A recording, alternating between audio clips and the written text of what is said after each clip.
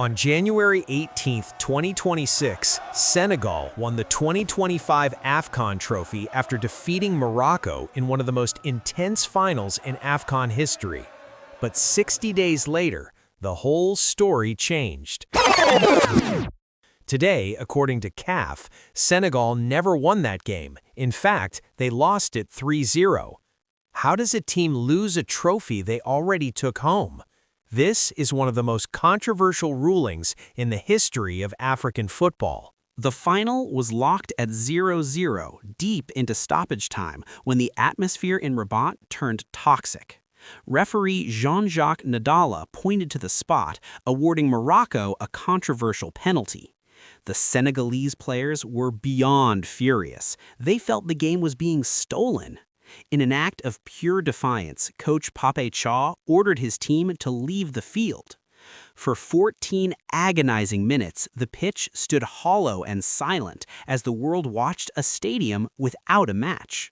The global broadcast was frozen in confusion. Eventually, the Lions of Teranga returned to the grass. Edouard Mendy became an instant hero, denying a cheeky panenka from Morocco's star man, Brahim Diaz. Riding that momentum, Senegal went on to win 1-0 in extra time.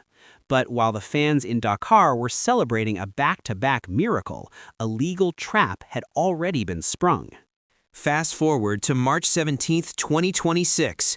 The CAF Appeal Board didn't just give a ruling, they dropped a nuclear bomb on African football. They officially overturned the final result. Morocco, who lost on the pitch, were declared the 2025 champions with a 3-0 forfeit victory. But Senegal isn't just disappointed, they're in full rebellion.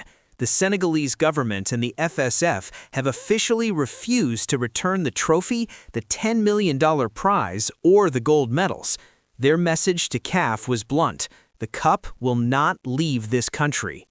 On social media, the Senegalese squad immediately voiced their disgust, with several players openly mocking the decision.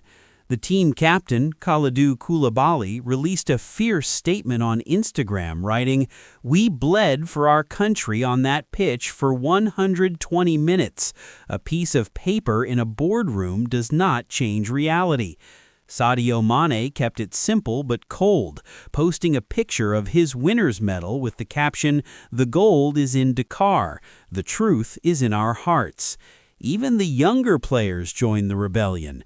Pathé Ciss mocked the ruling on X, telling Morocco they could have 3 more goals if they wanted, while El Hadji Malik Diouf posted, "This trophy is won on the pitch, not by email." Even the legends of the game are picking sides.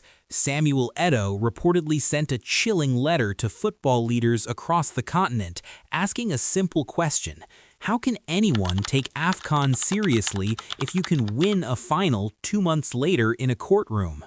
But the real chaos isn't just in the football federations, it's in the betting world.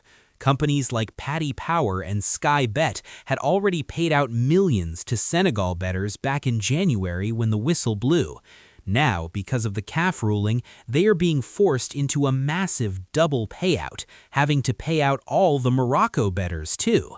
It's a multi-million-dollar financial disaster, all caused by a single legal loophole. So, what happens now? Senegal has officially taken the case to the Court of Arbitration for Sport in Lausanne, Switzerland. They are no longer just fighting for a trophy. They are fighting for their lives. If Senegal loses this final appeal and still refuses to hand over the cup, they face catastrophic sanctions, including a potential total ban from the 2027 AFCON. CAF claims that Senegal forfeited the match by leaving the pitch for 14 minutes, strictly citing Article 84. But the biggest question on every football fan's mind is this: why wait 2 whole months? If walking off was an automatic forfeit, why didn't the referee, the man with the ultimate authority on the pitch, blow the whistle right then and there? Instead, he allowed the match to continue, and CAF handed over the trophy. So what's your take? Is CAF right to blindly enforce the rulebook, or should the Senegalese hold on to the trophy they rightfully won on the grass? And more importantly, how do you think this massive decision will affect the credibility of African football from now on? Drop your thoughts in the comments section below.